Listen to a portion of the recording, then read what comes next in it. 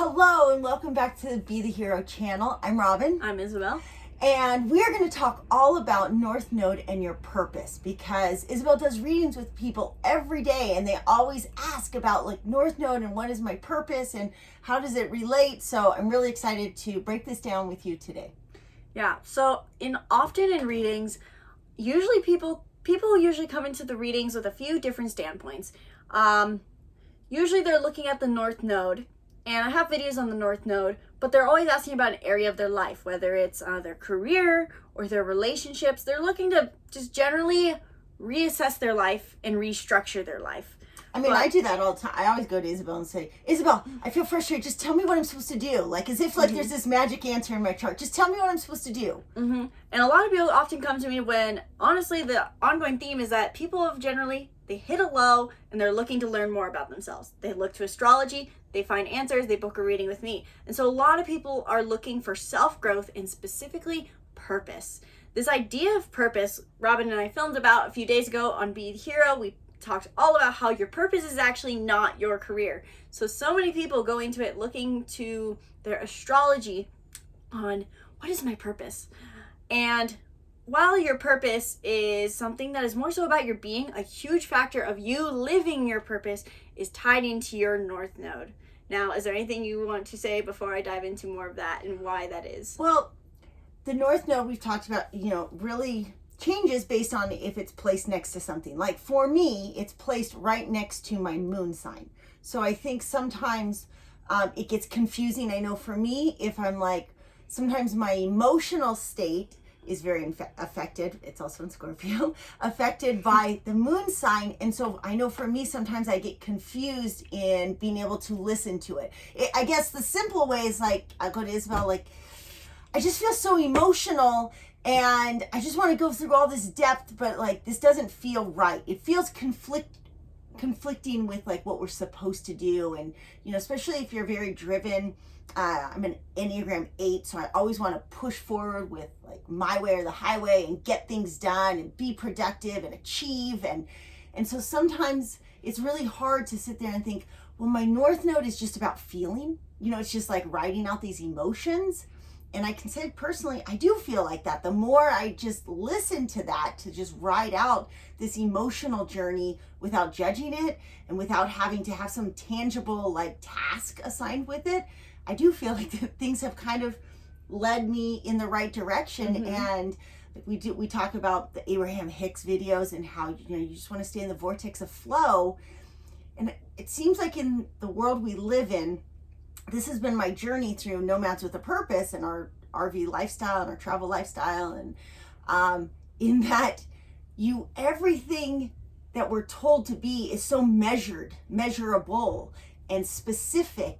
And it feels like, for me at least, that the journey is really about being in the flow, which is about being in your emotions and writing them out and feeling and trying to keep those emotions positive mm-hmm. as much as possible. Right.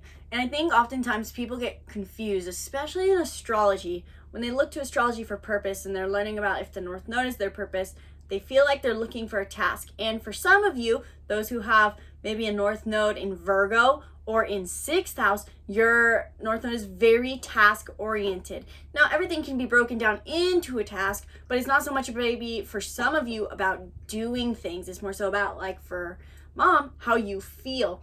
And so when looking at your North Node, it shows so much your purpose, but you have to wrap your head around that your purpose in life is very much your North Node.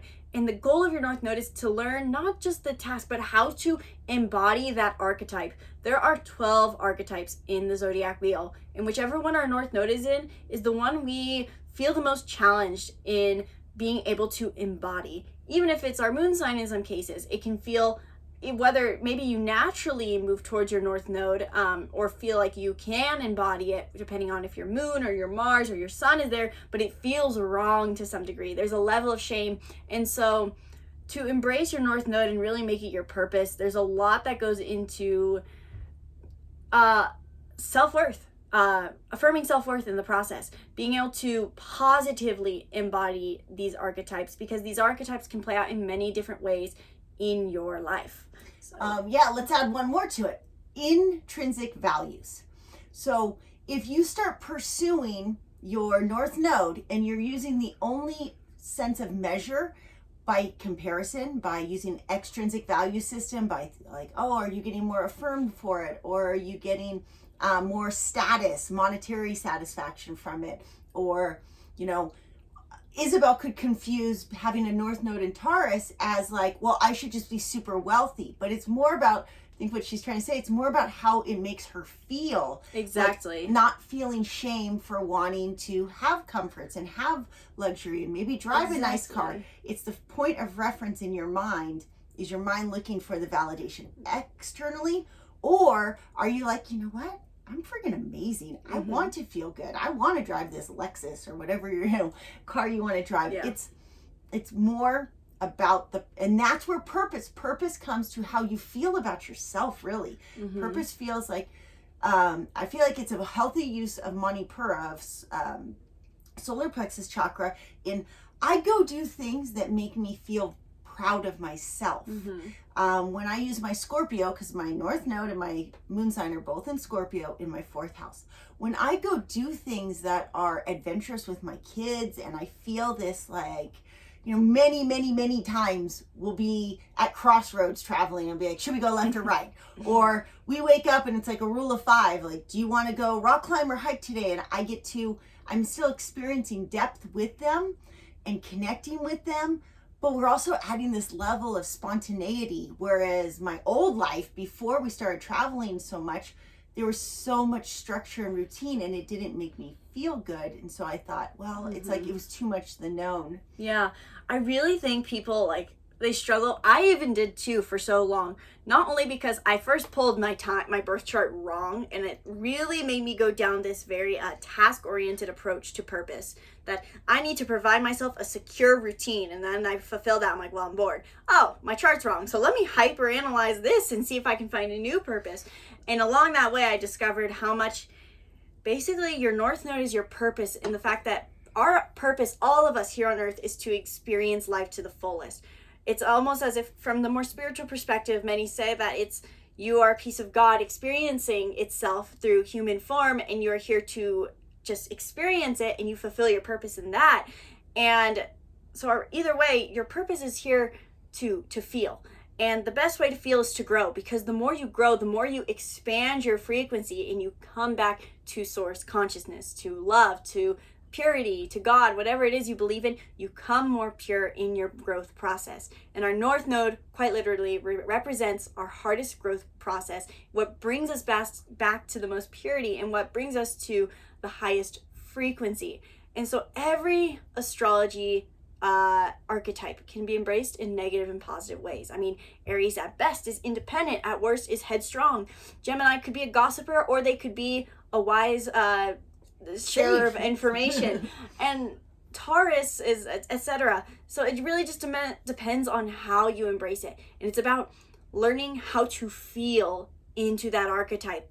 And so if you're finding yourself lost in your North Node journey, if you're finding yourself trying to find a sense of purpose, look to your North Node and truly try to understand the archetype, the pure, like, what is that archetype trying to represent? What is that part of us that we need to embrace? What is it in you that you need to embrace it? Whether it's in Gemini or Virgo or in Leo, what is the pure archetype of that? What is it in its best form? And how can you embrace not just being that, but feeling that? So often we turn being into doing instead of being into feeling. So how can you embody that? In your house that it's in, the house that your North Node is in really shows you where you will find the most impact in your life by embracing that archetype. So if it's in your 7th house and it's in Leo, you need to feel more play and joy in your relationships to feel a sense of purpose. If it's in Virgo in 6th house, you really need to focus on your routines and your sense of stability and service in order to feel a sense of purpose. So focus on the feeling. And luckily, Isabel has a playlist on every single sign and every single house for North Node. So devour that playlist and that will help you. I'll add one more to it, is that you should be really proud of yourself. If you made it first to this far in the video and you discovered this video, it wasn't by accident. The whole idea of why are we here to begin with, it should be to some extent growth, expansion. And so the best way to expand and to grow is to be curious, is to stay curious, is to not look for one thing to be your only answer. And if you're watching this, that means you're curious, you're inquisitive, you want to know more. We really only expand through problem solution. We create new problems for ourselves, we solve something, we learn something, we continue, we keep going. We did this video yesterday. You get to an island, a metaphorical island of this is what I want out of life. And you don't stop there. You don't like just stay there in fear and think, oh, if I swim to this next island of desire, I'm so scared I might lose this thing. Let's say it's an island metaphor and you're like at this island, all these coconuts are so great, but I'm so scared if I swim to this next island, what if there's no coconuts there? And then you become the person who's 50 or 60 or 70 and they're so grumpy. And that's because they hoarded the coconuts they discovered. They got to this place in life. They maybe overused their south node. They got to this place in life that they were so fearful of losing what they wanted that they didn't even know that the next island might have had papayas and guavas and pineapples.